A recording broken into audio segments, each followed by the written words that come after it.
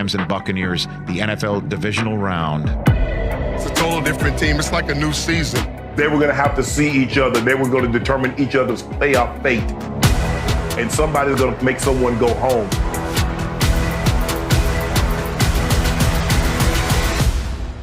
The question is, has Tom Brady won his last Super Bowl? The answer is absolutely not. We talked in the locker room, they put that Bucs helmet on, there's a level of expectation. We're a little different team now than we were at the beginning of the year. You know, postseason's a whole different ball game. They beat us the first time. I want to beat them bad the second time. You have to earn it. You got to go win and move on. So let's get it on. Hats off to our fans, the crew. They're going to be loud. They're going to be proud. It's going to be another football atmosphere this Sunday. It's intercepted. Bucs win. Bucs win. Bucs win. Why in the world would I go against Tom Brady in this game? And I get it. The Rams looked great last week. The defense looked like we saw last year, right? They're back. They got their swagger back. Oh, okay. I think not, though. Because instead of facing a shell-shocked Kyler Murray, you're facing the GOAT, who is not only coming off a really good playoff game last week, but he's coming off a should be MVP season. One of the best years of his career. Instead of facing a team that doesn't have a great receiving threat because DeAndre Hopkins was out for Arizona, you're facing a team with Mike Evans, and people sleeping too much on Mike Evans. Mike Evans is not middling like a lot of people have been saying. He's nice. And Gronkowski is still there and doing his thing. All right? Instead of playing in the plush confines of SoFi Stadium, you're going to Tampa Bay, where they were 8-1 this season, or are 8-1 this season, and Tom Brady is 21-4 at home in the playoffs. That is more home playoff wins than the next two QBs combined, who happen to be guys named Peyton Manning and Joe Montana. So no, I am not going against Tom Brady. And you talk about defense, Wilds, I liked what I saw from Tampa Bay's defense last week. They got Shaq Barrett back, JPP's back, Levante Davis back. They look hungry. They looked energized. And they shut down that Philly run game, which has been the best in the league. If they can do the same, and this is the key, they shut down the Rams run game, which has been big. And then they force it to be Stafford got to beat him with his arm. And now you got Stafford trying to outgun Brady. I'm going with Brady all day, every day. Okay. This pains me to say, BROUSSARD, because we are on the same Brady corner. And Brady has some superhero aspects to him. When all is lost, here comes the superhero, and he will lead us to victory. But he's the weirdest type of superhero, Nick. He's the fragile superhero. Well, superheroes, you can throw them up against a building. They bounce back off. Here I am. Old Tom Brady is a superhero who doesn't like to be touched at all. He's lost 9 games as a Buccaneer. When he gets sacked 3 or more times, he's 4-6.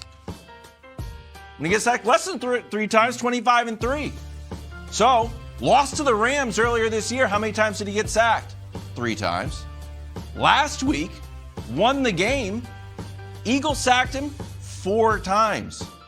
Going up against Aaron Donald. I think Tom Brady is a superhero, but he's a superhero who doesn't like to be touched, doesn't like to be hit. Yeah. It's the way you can beat Tom Brady and the Bucs.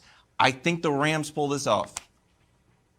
All right, first of all, I learned something watching this practice footage. It's true. I didn't know Aaron Donald actually practices choking his opponent. Yes. You know, so when he pulled that out in the game this week, he was like, you know what I mean? Practice how you play, my friend. Technique. So here's the deal.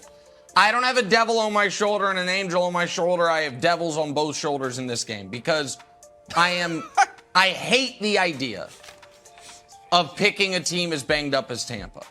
Because it's not, you look at who practiced and didn't practice yesterday, you know it's playoff time, got to look at weather and injury reports. It's not just the Wirfs and Jensen who didn't practice. It's also Cyril Grayson, Broussard's guy. Brashard Perriman didn't practice. Running back injuries. JPP's out with personal reasons. Tom Brady took a personal day or veteran rest yesterday. A lot of guys not practicing days before the playoff game. That is concerning. But the other devil on my shoulder is you're going to pick Matt Stafford to go on the road and beat Tom Brady. You're really going to do that, and you're going to feel good about that. However, I think the Rams win this game outright. I think the Bucs are too banged up. I think they're too tired. I think the AB thing did take something out of this football team. I also think there is going to be, Broussard, and we haven't talked about it from this angle, some extra anxiety for those receivers other than Evans and Gronk about what if this is Tom's last game? What if this is Tom's last season? I can't be the one who lets him down. I can't be the one who runs the wrong route. And I think that can work against guys because there is murmurs that this could be Brady's last season. Wild's buddy Simmons brought it up again this week. We've talked about it. I don't think that plays well into the hands of the Bucs. I think the Rams have the better coach. No disrespect to Arians. I like McVay more. And the Rams have owned this matchup since Brady went to Tampa. They beat him both last year and this year. So for all those reasons, I just think the Bucs are too banged up. And last point, Broussard, I don't think the Bucs have an answer for Kupp other than doubling him. And if you double Kupp, I think Odell could have a big day. A big day. Because if you don't double Kupp, I think he's going to crush you. Kupp was kind of quiet the last round because they didn't throw the ball that much. So for all those reasons, I got to go with the Rams. Well, the Buccaneers secondary does concern me a bit. So they got to get pressure on Stafford because not just Kupp, OBJ, Van Jefferson. I mean, we know they don't have a tremendous secondary in Tampa Bay. So that is concerning. And Wild's Worth's got to play. Sorry, buddy. He's got to. If he doesn't play, okay, it's tough, all right, to pick them. But I'm sticking with them. But they need Tristan Wirfs on that field, and they need him to be effective. But they need him to be effective. He's one of the best in the league. And if he can play at 85 to 90% effectively, then that could be good enough. But Nick, you mentioned Brady's last game, perhaps. Well, it could work the other way. You know, if it's his last game or his last season, Gronk and him want to go out like Jordan and Pippen, right? You know that. You talk about the last dance that Rodgers, sent out that Instagram or whatever it was. Gronk and Tom Brady would like to go out, if they're going out, like Jordan Pippen. And Mike Evans could be like, look, who knows who my quarterback's going to be next year. I've been with Jameis Winston. All right, I've enjoyed playing with Tom Brady. This might be my last opportunity. So it could work in the reverse.